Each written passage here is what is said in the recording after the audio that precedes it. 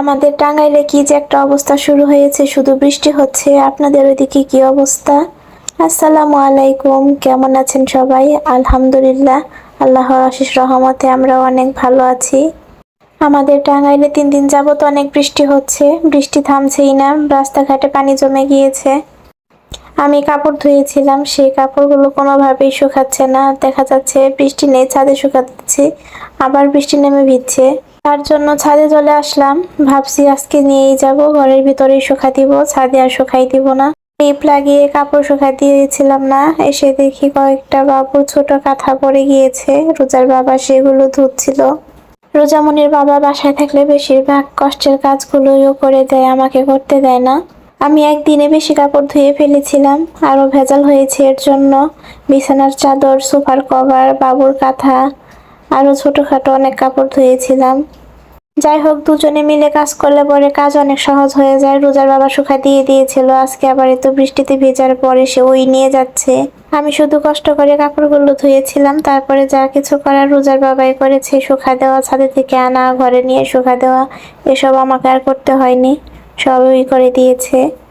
তাতে থেকে সেই রান্নাঘরে চলে আসছি খিচুড়ি মাংস রান্না করার জন্য, কিন্তু আমার কোনো মশলাই রেডি করা ছিল না, যার কারণে আমি সবকিছু ব্লেন্ডারে ব্লেন্ড করে নিলাম।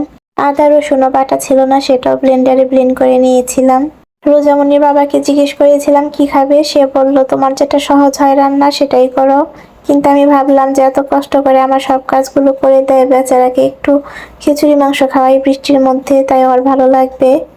আমি সবসময় তাড়াতাড়ি রান্না করার চেষ্টা করি, কারণ আমার ছোট বাচ্চা আছে, যার কারণে আমি প্রেসার কুকারে দিয়ে দিই।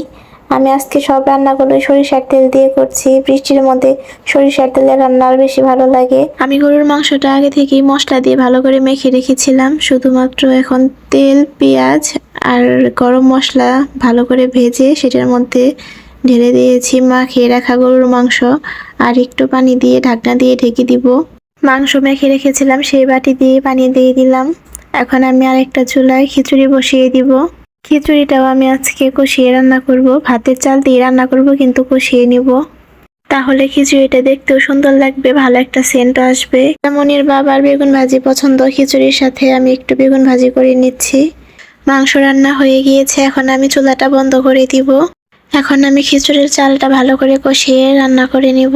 আমার মশলাটা কষানো হয়ে গিয়েছে, এখন শুধু চালটা দিয়ে ভেজে নিতে হবে। আর আমি গরম পানি করে রেখেছি, চালটা ভাজা হয়ে গেলে আমি গরম পানি দিয়ে দিব। আমার চালটা ভাজা পুরোপুরি হয়ে গিয়েছে, এখন গরম পানি দিয়ে দিচ্ছি। ঢাকনা দিয়ে ঢেকে আমি রান্না করে নিব। আমার রান্না হয়ে গিয়েছে, এখন আমি এটা বাড়বো। রোজামনির বাবার জন্য একটু সাজিয়ে গুছিয়ে বাড়বো আজকে আমি খাবারটা। রোজামনি আর রোজামনির বাবা দুজনেই গুছানো সুন্দর করে পরিপাটি করা খাবার পছন্দ করে, কিন্তু আমার ছোট বাবু আছে, যার কারণে আমি ওদেরকে গুছিয়ে খাবার দিতে পারি না, এলোমেলো করে দিয়ে রাখি সব সময়।